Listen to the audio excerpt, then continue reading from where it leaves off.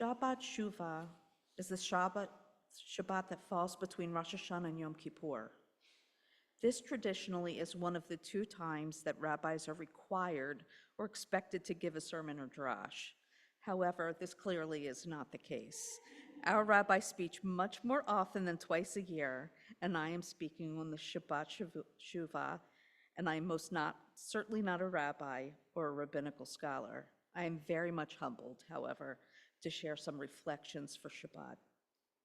Shabbat Shuvah receives its name from the first word of the weekly Haftorah, Shuvah meaning return.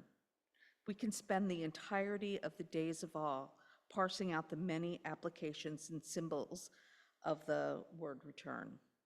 Return to kindness, return to personal prayer and reflection, return to civility, returning of hostages, and return to universal sensibility, action, which minimally will allow the ability to feed and protect our children.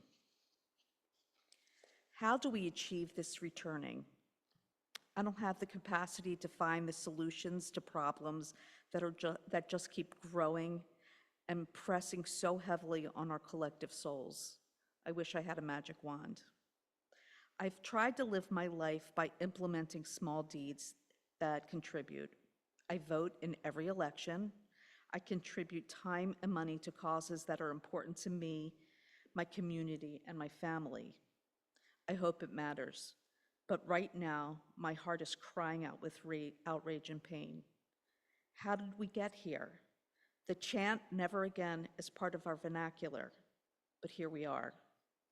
I struggle with not having an actionable solution. It makes me want to scream and cry and beg and pound my heart. I want to cry out, I want to be heard, but I don't have the answer. We live in a culture where we are encouraged to keep it zipped up unless you have a better idea. Don't cry, it doesn't help.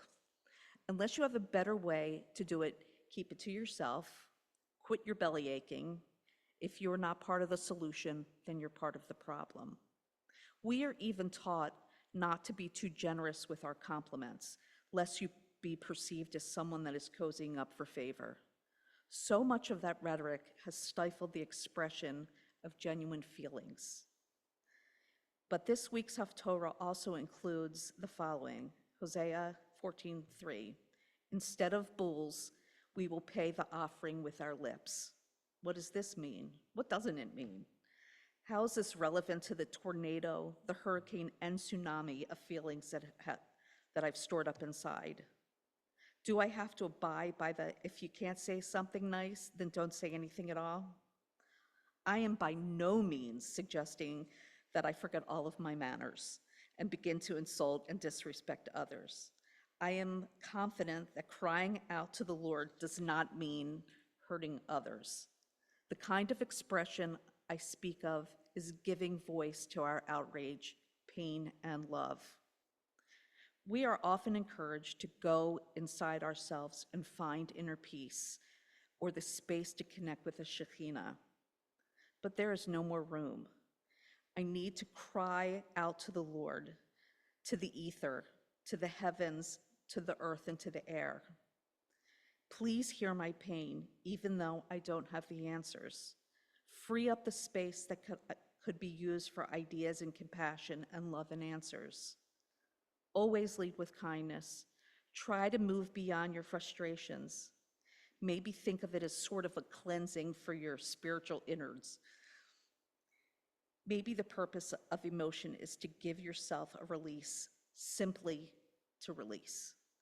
I understand that it's good for your soul as well as good for your blood pressure. As the October 7th date approaches, I will shout out to the light within and around the world. Please hear my frustration and help the world find the capacity for understanding, compassion, and respect. Tikkun Olam. This work will take place over generations, and just maybe it will be more manageable with some shouting out to the Lord. Give us ears, O heaven, let me speak. Let the earth hear the words I utter.